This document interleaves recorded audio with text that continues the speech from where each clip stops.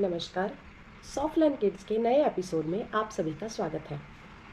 आज हम जानेंगे कि मॉनसून के रहते हुए बारिश के मौसम में बच्चों को किस तरह से आप एंगेज रख सकते हैं, क्या क्या उनकी एक्टिविटीज़ आप ले सकते हैं, या फिर जब भी ऐसा हो कि आपको बारिश से उनका परिचय कराना हो तो क्या क्या इंटरेस्टिंग वेज़ है जिसके बारे में आपको जानकारी होनी चाहिए।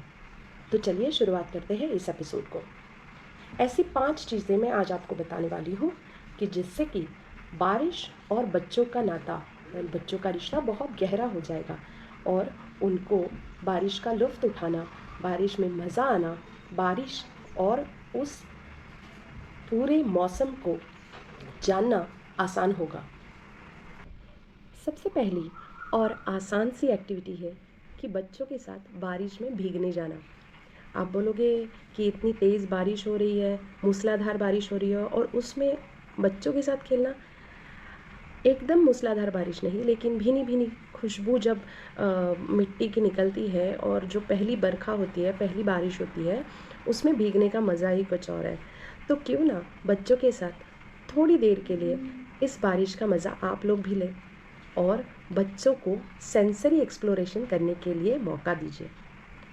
बच्चे नेचर के साथ कनेक्ट होने के लिए मौका ढूंढते हैं और वो मौका हमें उनको देना चाहिए।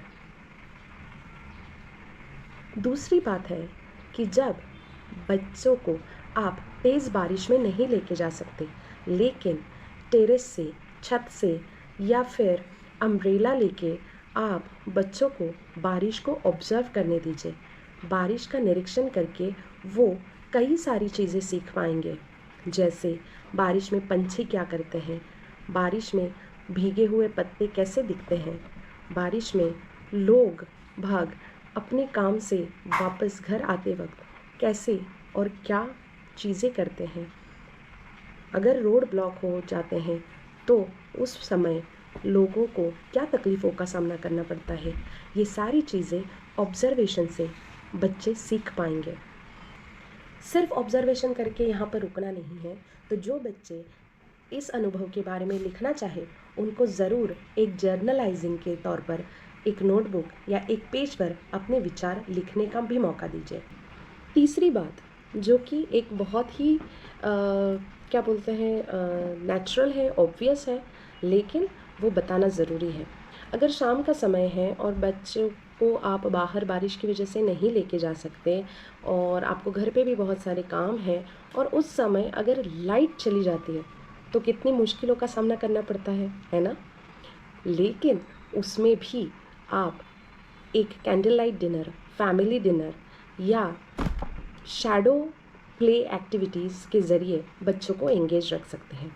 चौथा तरीका, इस तरीके में आपको बच्चों को कोज़ी एटमॉस्फेयर, एक सुकून सा माहौल देना है।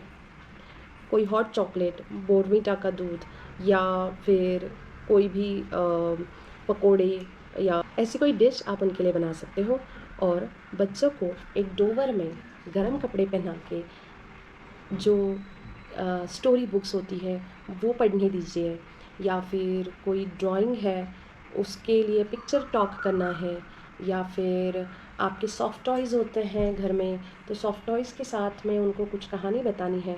इस प्रकार से आप एक्टिविटीज़ के ज़रिए उनको एंगेज रख सकते हैं। पांचवा और आखिरी तरीका इस वीडियो के अंत में, जिसमें कि मैं चाहती हूँ कि बच्चों के साथ आप एक पीसफुल स्लीपिंग एक्टिविटी मेडिटेशन के ज़रिए अनुभव करें। आप बोलोगे ये कौन से तरीके हैं? तो बच्चे कितने भी बड़े हो जाएं, माँ के गोद में वो सुकून महसूस करते हैं। माँ का एक प्यारा सा दुलार उनकी सारी थकान दूर कर देता है और उनको नया प्रोत्साहन भी देता है।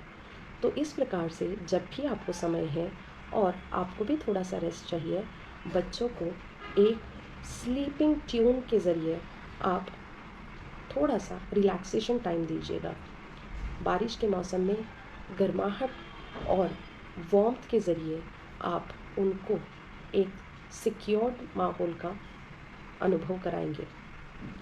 इसमें मैं ये कह रही हूँ कि मोबाइल पर कोई भी सूदिंग वाटर सेंसरी म्यूज़िक आप लगा सकते हैं। जिस तरह से रिलैक्सिंग म्यूज़िक होता है, सी वेव्स का म्यूज़िक होता है, बारिश की बूंदों की आवाज़ों का भी म्यूज़िक यूट्यूब पर या कई अलग प्लेटफॉर्म्स पर अवेलेबल है। वो म्यूज़िक बैकग्राउंड पे लगा सकते हैं। संतूर का म्यूज़िक है जो कि बहुत पीसफुल है, या तो पियानो का म्यूज़िक होता है जो कि बहुत पीसफुल होता है। तो उन इंस्ट्रूमेंट्स के साथ नेचुरल चीज़ों की आवाज़ें होने वाले बर्ड्स चर्पिंग की आवाज़ें होती है। इस प्रकार से उनके ईयर्स को एक सेंसरी अनुभव आप दे सकते हैं। और बच्चों को बॉडी रिलैक्सेशन के तौर पर आप उनको चाहे तो एक हेड मसाज दे दीजिए, उनके हाथ पैर दबा के उनको आराम से सुला दीजिए। देखिएगा बच्चे इस एक्टिविटी को भी बहुत इन्जॉय करेंगे।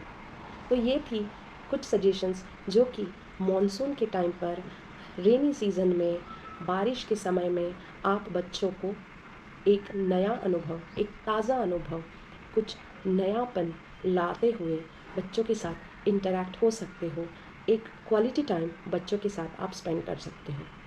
तो आपको ये सारी एक्टिविटीज़ कैसे लगी ये मुझे ज़रूर बताइएगा, और मिलते हैं नए एपिसोड।